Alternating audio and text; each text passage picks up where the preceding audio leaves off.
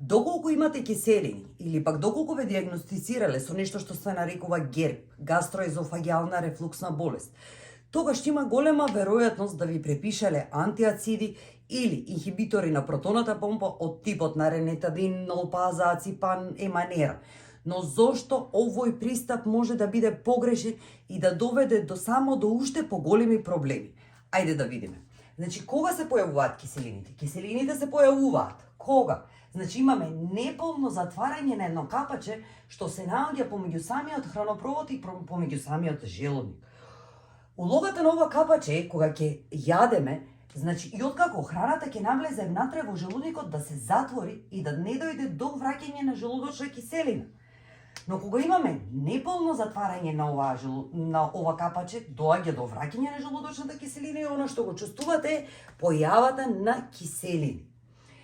Но кои се всушност основните причини за ова неполно затварање на ова капаче? Две се основните причини. Првото е дефицит на витамин D3. Значи, витамин D3 играе голема улога во толку многу процеси во организамот, но една од улогите му е да ја контролира правилната функција на нешто што се нарекува мазна мускулатура.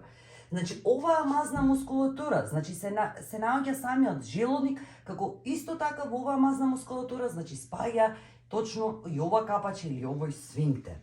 Значи, што значи дека доколку имаме дефицит на витамин D3, не може да дојде до полно затварање на ова капаче. Во резултат на што, значи, киселината од самиот желудник ќе се врати нагоре во самиот хранопроводник. Доколку имаме постојана изложеност на оваа киселина во самиот хранопровод, може да настапи влошување на состојбата и да дојдат до ситуација од типот на баретов езофагит, кој што може да прогресира дури и до така наречен карцином на самиот хранопровод. И втората причина, која што сметам дека е една од почестите, е дефинитивно ниско pH на желудочна киселина. Значи, со текот на годините, особено после 40-та година, доаѓа до намалување на оваа желудочна киселина. Но дефинитивно, она што најчесто го среќавам е проблем со оваа желудочна киселина поради редовна консумација на антиациди или на инхибитори на протона помпа. Во голем дел од случаевите, значи самите пациенти доаѓаат и кажуваат дека на своја рака примаат сода бикарбона и дека таа им ги олеснува симптомите. Но ова е само маскирање на симптомите. Зошто? Затоа што желудочната киселина треба да биде многу кисела. Значи треба да биде со киселиност меѓу 1 и 3. Зошто? Затоа што играе улога на натурална бариера и не заштитува од сите вируси, бактерии и паразити кои што ги примаме со храната и кои што ќе навлезат во нашиот желудник, и оваа киселиност ги убива овие микроорганизми. Тоа е првата работа. Високата киселиност помага за разградувањето на храната што ќе навлезе во самиот желудник, особено на протеините. Кога имаме ниско ниво на ова или ниско pH на оваа желудочна киселина, доаѓа до создавање на гасови кои што поминуваат и одат во самиот хранопровод и честопати оно што ќе го почувствувате е дека почнувате да ждригате постојано. Тоа е дополнителна работа што допринесува да не дојде до наполно затварање на овој езофагиален сфинктер.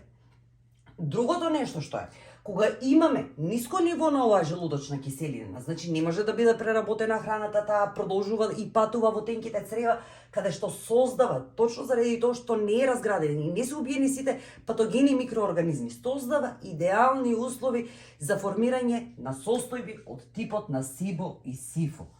Значи, она што можете да го забележите во тој случај е појава на подуеност. Во некои случаи пациентите кажуваат дека се чувствуваат како бремени. Другото нешто е зголемена количина на гасови. Третото нешто е, значи, може да имате кракорење на самите црева или да видите несварливи парчиња во самата столица. Значи, кое е решението? Доколку првата причина е причина да не доаѓа до затварање на овој сфинктер, тогаш земање на витамин D во голема количина, значи ќе помогне со самиот проблем. Но доколку втората причина е причина да не дојде до затварање на овој сфинктер, тогаш, значи, земањето на хлороводородна киселина ќе помогне во голем дел од случаевите. Сепак, пред да земете хлороводородна киселина, значи консултирајте се со компетентно здравствено лице, затоа што во дадени состојби, значи имаме контраиндикации на земање на оваа хлороводна киселина.